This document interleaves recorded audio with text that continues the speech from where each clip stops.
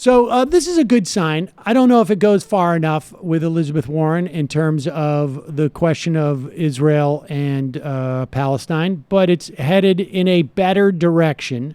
She has recently, I think, taken on a staffer from If Not Now, When, which is a fairly progressive Jewish organization and fighting for Palestinian rights. But this moment is good. At least, trajectory-wise, good for Elizabeth Warren. I think she's still significantly behind Bernie on this question in particular, and maybe more broadly in terms of foreign policy. But a yes is better than a no in this exchange. Here she is, If Not Now members in New Hampshire approached Elizabeth Warren yesterday. Hi, we're American Jews. We really love the way you're fighting corruption. We'd really love it if you also push the Israeli government to end the occupation. Yes. Excellent. So I'm there. Thank you. So nice to see you. Here, let me get milk. I'm not convinced that wasn't not just by chance. That gets out there. I am headed to Netroots Nation tomorrow. We're going to be broadcasting there live Thursday and Friday. You'll recall last year at Netroots Nation, Cory Booker was somebody hold up a sign. I can't remember what it said. Was it a BDS sign? I think it was a BDS sign, and he had to disavow it after the fact.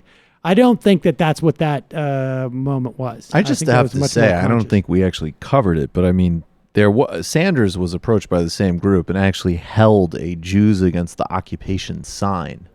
Look, when it comes to foreign policy, if that's something you're considering, again, it's not even a question of better. It's just a difference in kind. And I think I think it is worth dredging up what Warren said about the assault on Gaza in 2014, which again I always say it was so brutal that Joe Scarborough criticized Israel shelling UN schools. Right. And she defended it unequivocally. She said, at the time, I think we're going to just have to agree to disagree on this one, and went on to talk about Hamas. And it's not only that, it's like, Sanders actually condemned the killing of nonviolent protesters in Gaza several months ago.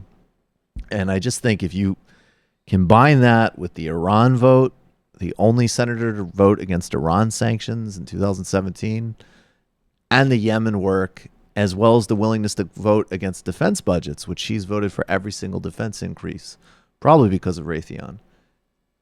I just think that component's not debatable. But it's nice to see. It's nice to see that. There's not yet. I don't think there's a debate in terms of where they both are on foreign policy. Yeah. It's just to the extent that I would like to see, frankly, every Democratic presidential candidate trend in the right direction. Sure, that is a good sign. I think Harris and Booker, and my guess would be Biden right now, and Gillibrand, to the extent she's relevant, are the outliers in terms of even moving rhetorically. Yep. And it's good to see. I mean, it'll be interesting to see if Warren taking a step in one direction will force the others to go in that direction too. Because I don't think that they are terribly moved by where Bernie is at it. But I think, yes, he's head and shoulders above.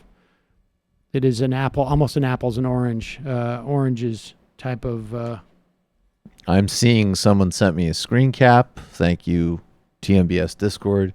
And I guess this is showing me a Google Trends from July 2009 to, that's July 2018. Anyways, very strong increases for women's soccer. There you go. On Google.